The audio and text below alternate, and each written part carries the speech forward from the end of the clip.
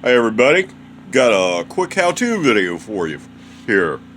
This is the method I use in order to make these trapezoid profile necks. I'm just starting a new build here. This is the curved tri, and this is the body here. This is pull out a little bit so you can see what's up. Yeah, basically this is what the guitar is going to look like, more or less. This is the curved tri. And it's going to be in like a Shoshogi band purple kind of a thing, I think is what I'm going to do. And oil on the fretboard and stain matched on the neck. I got to go ahead and sand it off in order to do that. But it's going to be shaped first. It's got some nice flame on it. But anyway, so this video is about how to do that trapezoid neck profile that you've seen on my video about what's best in necks. I had an example of that one that was already done up rough. But I just wanted to run through right quick what's involved, since I've got this one all marked out, and I was like, this is a good place to start shooting a video. So anyway, what's going on? You got your standard 4-inch wide section here for your heel, just like on. Alright, first off, this is a Fender 24 fret neck, so we're building a Fender Strat, Super Strat thing here. So yeah, you've got your standard 4-inch length on your heel here, but you can go down to a triangle, it'll be fine. Triangle, 2 bolts, you're good to go. So what you do is you mark out your 4-inch heel. I'm doing everything in millimeters, but it starts as a 4-inch heel basically. Marked it out here and here. This is where the triangle cut will go. In order to actually cut this, I'll either be using this kind of a thing, or if I'm feeling lazy, I'll be using something like that. And so handsaw, man, just zap that stuff off. It's gone. Now for this here, you mark out your triangle, and then you want to leave a 10mm wide spine down the center. And you don't want to go any thinner than 20mm here, or else you're going to start talking to your truss rod cavity. Bad news, trust me. Been there, done that a few times. So, and then up at this end, this line shows where your nut slot line is. So that's basically where you want to stop your carve, and then you're going to blend into your shoulders here. So as you can see, basically it's just going to be like a faceted type of cut. You're basically going to be cutting straight through, or filing, or removing material from this line all the way to the bottom edge of the fretboard, all the way along. Remove all this material in here, remove all this material in here, remove all this material in here. Everything between the spine lines and the fretboard, and everything between the triangle part of the heel and the fretboard, all this goes away. It all goes away. So yeah, that's a fair amount of material to take out, right? So how do you do this quick and easy? Alright, well, if you're feeling lazy, and sometimes I do, and it's about half of the time, it's like I'll get started on this thing, doing it by hand, and I'll be like, oh man, screw this. And so I'll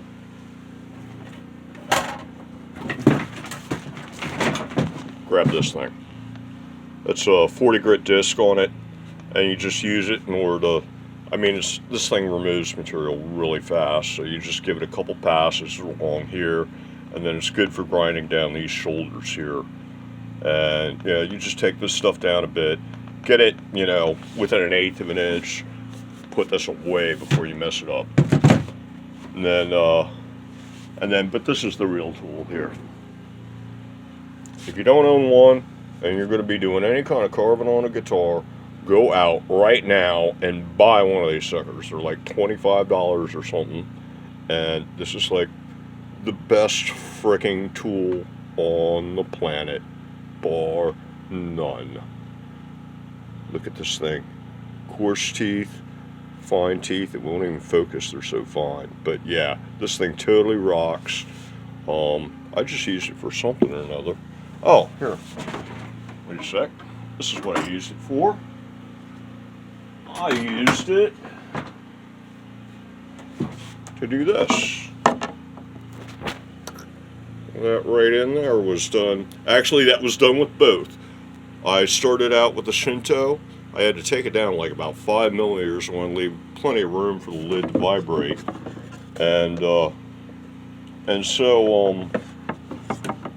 So yeah, I started with the Shinto and it was going kind of slow. So I was like, okay, let me hog out a little material, and I got the angle grinder with the 40 grit disc on it.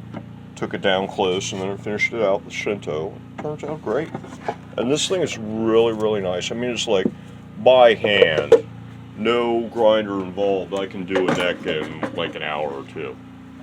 Taking it all the way down to straight flat facet here, straight flat facet here, straight flat facet here. Get with the micrometer, make it 20 millimeters thick all the way down. Take it down here.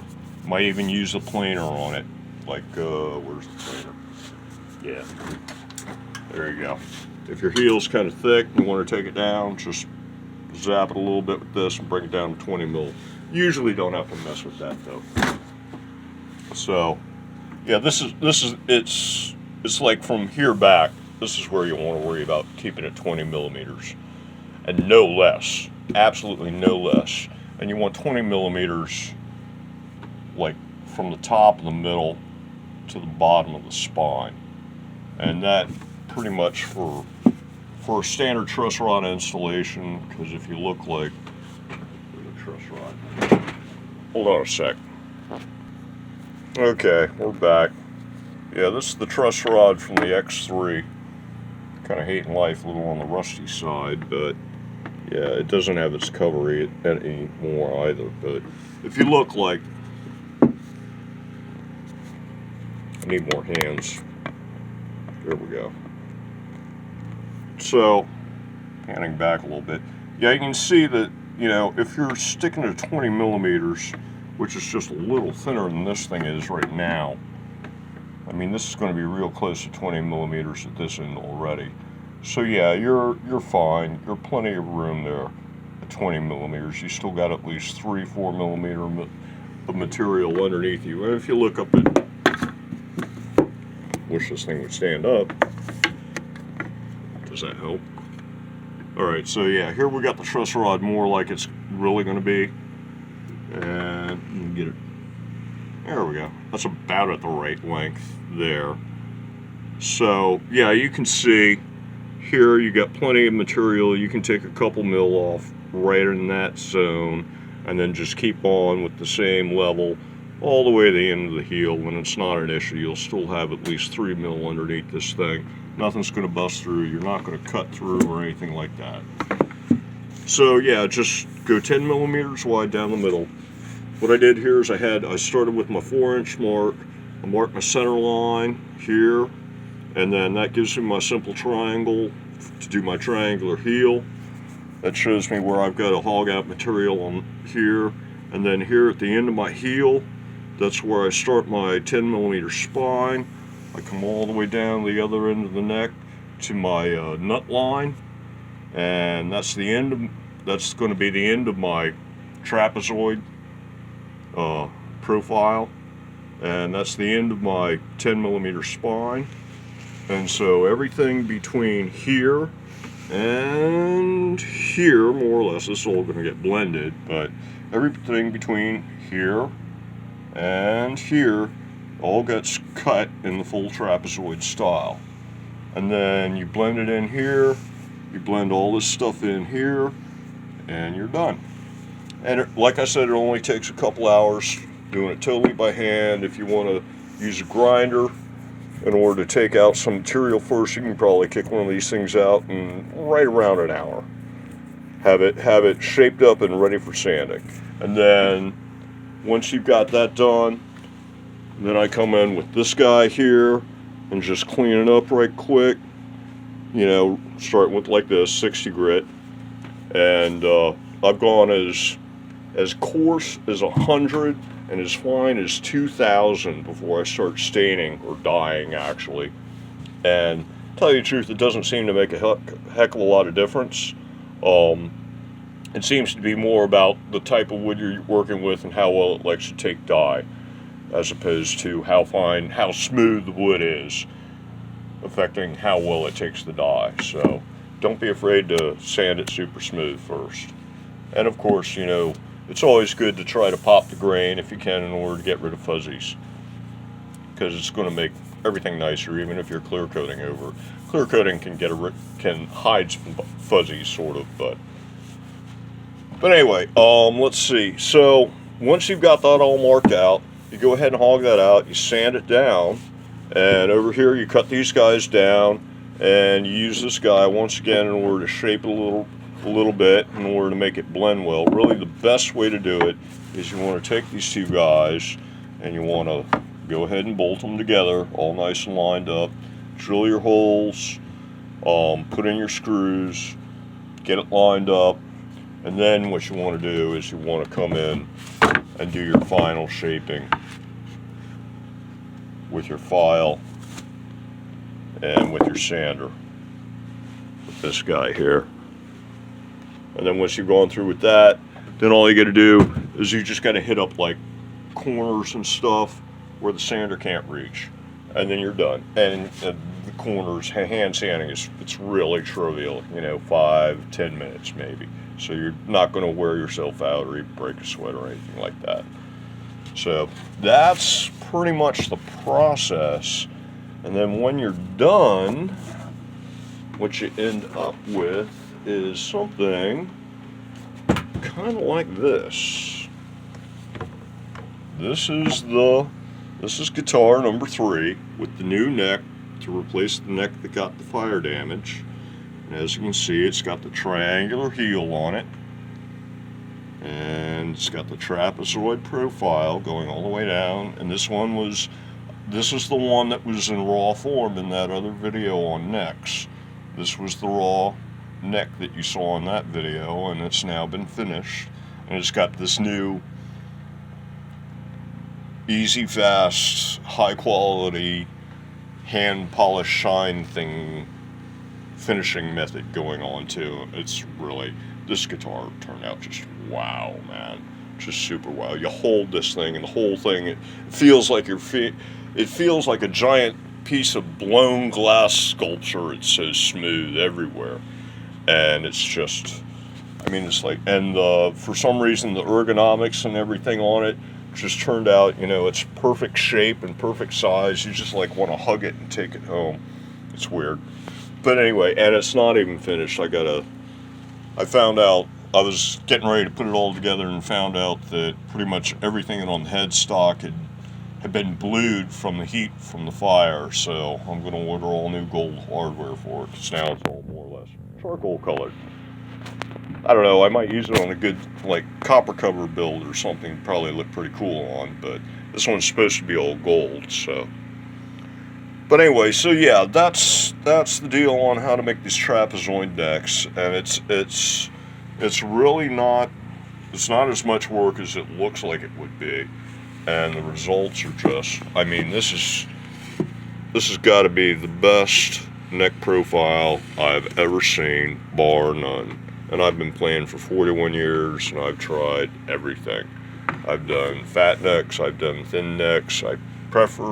My personal preference is towards Rickenbackers, because they tend to be a thin neck and not too wide either. In general, I like a nice shredded neck. So, yeah, this kind of thing is the way you want to go. This is your standard, like 20 millimeters thick all the way, including the heel. And yeah, this seems to be the E-ticket ride. The only thing that I'm thinking that you might be able to do to improve one of these things would be to actually scallop this part a little bit.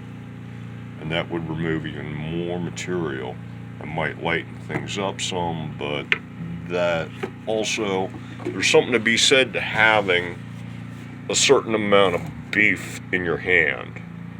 You don't want, and in fact, in general, with these ultralight guitars and everything, like I believe the X6 tips the scales at about 3¼ pounds, and something, just my intuition tells me that you don't want to get much below 3 pounds, and you don't want to get too spindly / flimsy feeling in like your neck and whatever, in all the pieces. I mean, you want to be able to like pick a guitar up by any little bit of it and shake it about rather violently, and not have it do that kind of thing. Yeah, see?